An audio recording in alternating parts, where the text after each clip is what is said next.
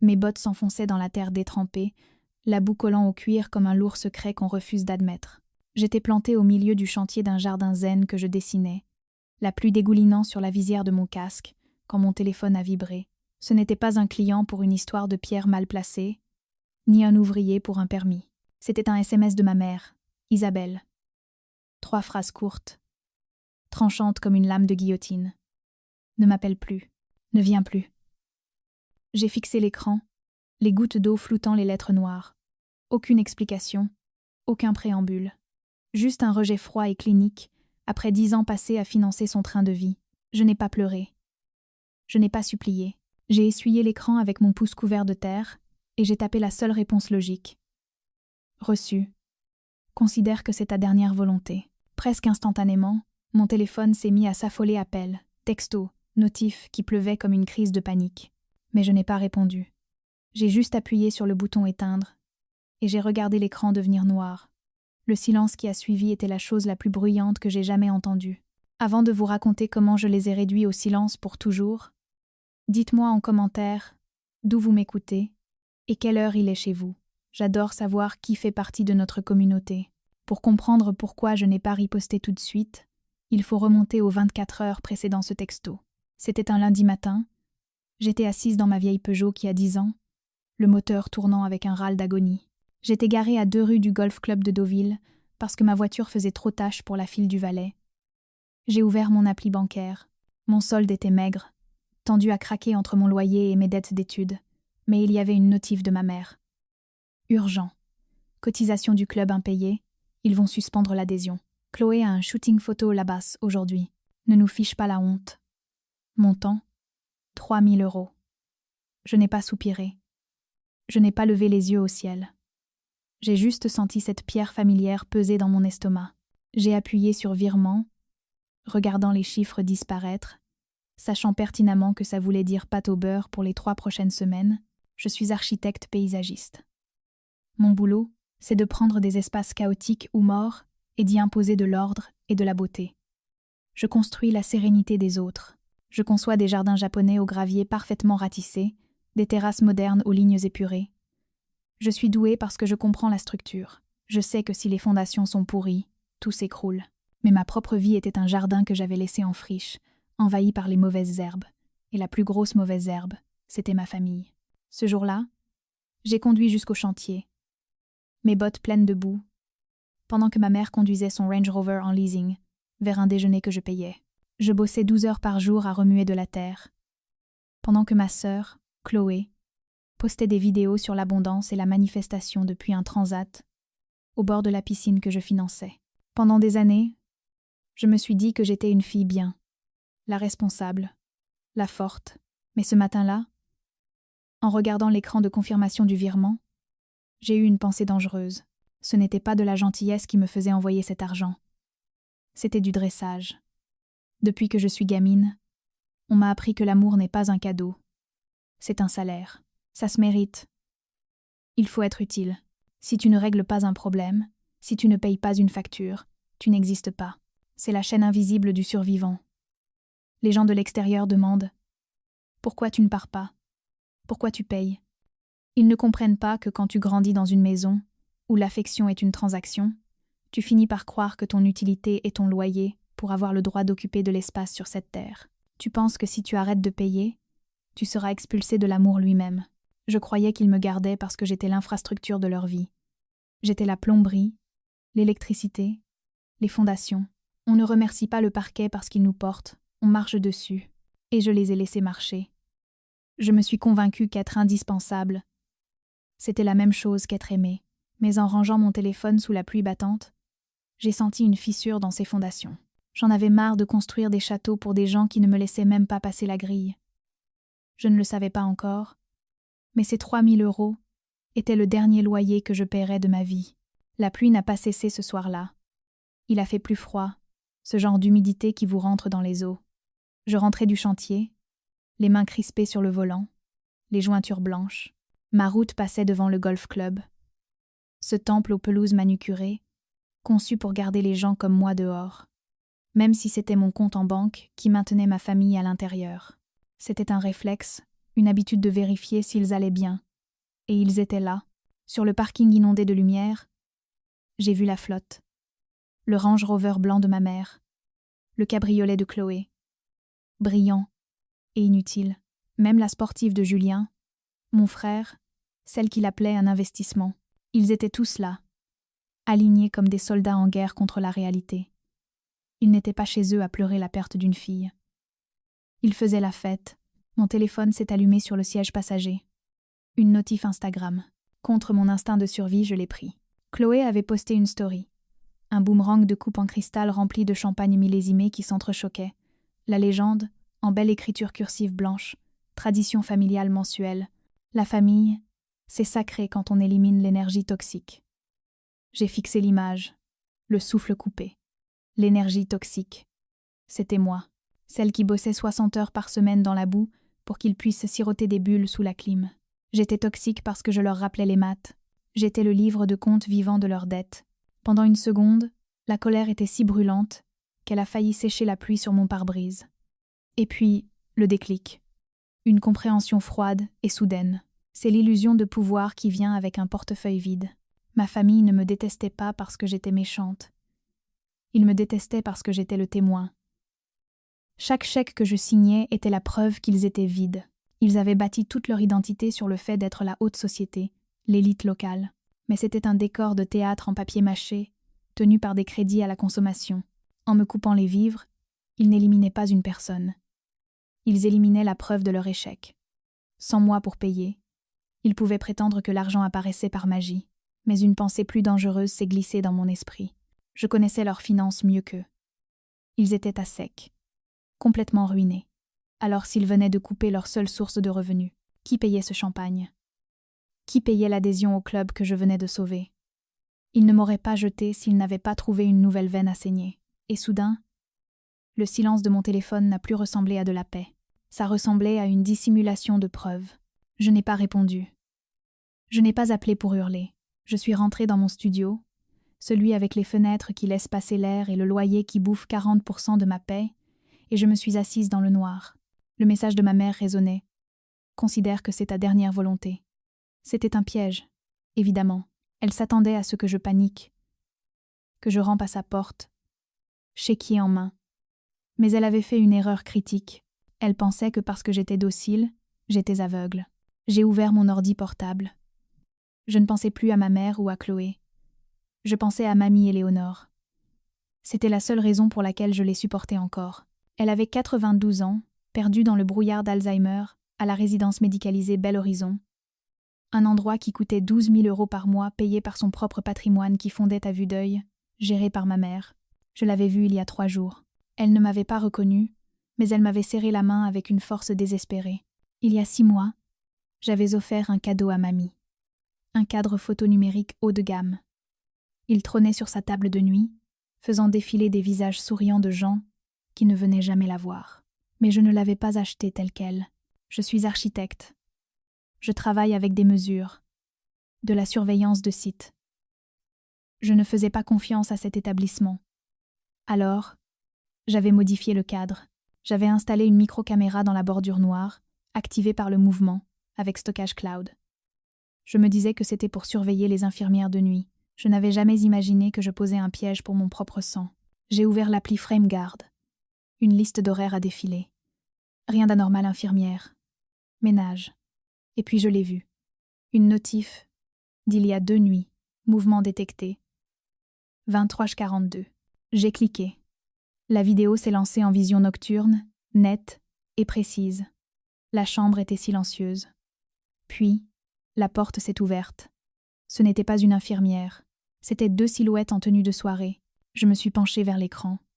C'étaient Isabelle et Chloé. Elles sortaient d'un gala, encore en soie et paillettes, comme des vautours autour d'une carcasse. Ma mère a vérifié le couloir avant de fermer la porte. Chloé tenait quelque chose, pas des fleurs. Un iPad Pro. Elles ne venaient pas pour un bisou. Elles se sont plantées au-dessus du lit de Mamie Éléonore, profondément endormie sous sédatif. Chloé a tapoté sur la tablette. Puis, elle a tendu la main. Elle n'a pas pris la main de Mamie pour la réconforter. Elle a saisi son poignet. Elle a soulevé la main inerte de ma grand-mère et a manipulé son index pour le poser sur le bouton de l'iPad. Je me suis figée. Le patrimoine de mamie était verrouillé. Les fonds, les titres de propriété, tout était sécurisé par authentification biométrique. Mon grand-père était parano. Seule la présence physique d'Éléonore, son empreinte, son visage pouvait autoriser un transfert de cette ampleur. Sur l'écran, Chloé a pressé le doigt de mamie sur le capteur. L'iPad s'est déverrouillé. J'ai vu ma sœur sourire un sourire bref, carnassier. Mais elle n'avait pas fini. Chloé a ouvert l'appli bancaire. Une fenêtre de transfert. Deuxième vérification requise. Face ID. Ma mère est passée en tête de lit. Elle a empoigné le menton de mamie, inclinant son visage inconscient vers le plafond. Chloé a aligné la caméra de l'iPad. Au-dessus d'elle, l'écran a flashé une fois. Autorisé. Je me suis adossée à ma chaise, le silence de mon appart volant en éclats. Elle n'était pas juste fauchée. C'étaient des criminels. Elle venait de contourner une sécurité bancaire pour siphonner des millions à une femme sans défense, en utilisant son propre corps comme une clé. La nouvelle veine n'était pas un prêt, c'était un braquage. Et j'avais tout en haute définition. J'ai regardé la suite avec un détachement glacial. Une fois le Face ID validé, la tension est retombée. J'ai vu ma mère rire. Je ne l'entendais pas, mais je voyais ses épaules tressauter. Elles se sont tapées dans la main. Au-dessus du corps inconscient de la femme qui avait bâti la fortune qu'elle volait, elles se sont fait un high five. Elles ont passé 10 minutes à virer les fonds, probablement vers des comptes qu'elles croyaient introuvables. 10 millions d'euros. C'était la valeur estimée du trust. Quand elles sont enfin parties, glissant comme des ombres, j'ai coupé la vidéo. Je n'ai pas crié. Dans mon métier, quand un mur de soutènement cède et que la boue glisse vers les fondations, on ne panique pas. On sécurise le périmètre et on appelle les engins lourds. La panique, c'est pour ceux qui n'ont pas de plan. Moi, j'avais un plan. J'ai appelé Sarah, l'infirmière de nuit, une amie du lycée. « Valérie, il est minuit passé, ça va? J'ai besoin que tu sortes les registres. » Ai-je dit d'une voix blanche. Les visites de mardi soir. Et le dossier médical d'Éléonore. « Mardi? Pourquoi? Fais-le, Sarah. S'il te plaît. » Elle était sous sédatif? Oui, son lorazépam de 21 heures. Elle dormait à poings fermés. Pourquoi? Parce qu'à 23h42, ma mère et ma sœur ont utilisé son doigt pour déverrouiller un iPad et vider ses comptes. J'ai la vidéo. Sarah a octé. Mon Dieu. Valérie, je dois appeler la police. Pas encore, ai-je ordonné. C'était le chef de chantier en moi qui parlait. Si on appelle maintenant, elles diront que c'était un malentendu, qu'elle avait donné son accord verbal avant de dormir. Elles vont prendre des avocats. Elles cacheront l'argent. Alors on fait quoi? On les laisse finir. Sécurise les preuves physiques. Je contacte un avocat pénaliste. On ne va pas arrêter le cambriolage, Sarah. On va les laisser entrer dans le coffre-fort et on va fermer la porte derrière elles. J'ai appelé Maître Laurent, un spécialiste de la délinquance financière. Il a écouté, sans m'interrompre. On peut geler les comptes destinataires, a-t-il dit. Mais pour le transfert du titre de propriété de la villa, ça demande une signature ou une validation numérique notariée en agence. Elles devront y aller physiquement, je sais. Elles iront à la banque privée en ville. Elles voudront se sentir importantes. La police les attendra, a dit Laurent. Mais Valérie, une fois qu'on lance ça, il n'y a pas de retour en arrière. C'est de la fraude aggravée. Ta mère ira en prison. J'ai pensé aux 3 000 € que j'avais envoyés la veille. J'ai pensé au texto me disant que j'étais finie. J'ai pensé à la main inerte de mamie, utilisée comme un stylet. Je sais, ai-je répondu. Dites juste aux officiers d'être discrets. Je ne veux pas les effrayer avant qu'elles signent. La banque privée Rothschild de Deauville est conçue pour vous faire sentir minuscule si vous n'êtes pas du milieu, et comme un dieu si vous en êtes. Ma mère et ma sœur sont entrées comme si elles étaient propriétaires des lieux. Et pourquoi pas? Elles allaient le devenir. Ma mère portait un blazer Chanel structuré, Chloé une robe en soie, qu'elle mettrait sûrement en lien affilié plus tard. Elle jouait les héritières dignes mais endeuillées. Je n'étais pas dans la pièce.